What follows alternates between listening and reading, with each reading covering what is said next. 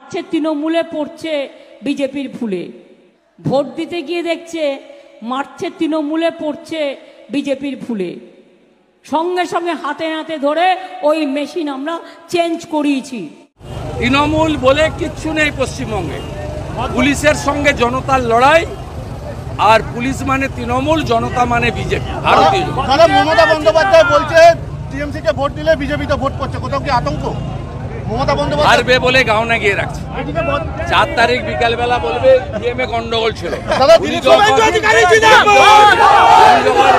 উনি যখন 21-এ জিতেছিলেন তখন ইভিএম ভালো ছিল, এখন আঙুর ফল টক। অত্যন্ত মানে দুঃখজনক, লজ্জাজনক যে একজন সিটিং এমপি এবং প্রার্থী তার নিরাপত্তা এই রাজ্যে নেই। যেভাবে বাঁশ নিয়ে লাঠি নিয়ে একটা নির্দিষ্ট সম্প্রদায়ের কথা আমি বলবো না, গুন্ডাদের, এখানে যেমন শামীম আহমেদ, সন্দেশখালী শাহজাহান, সেই গুন্ডাদেরকে দিয়ে করা, এটা পশ্চিমবঙ্গের লোক দেখছে। এর জবাব ইভিএমে হয়েছে।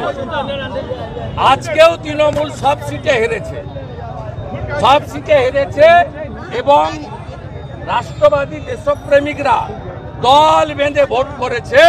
80% উপর পোল হয়েছে।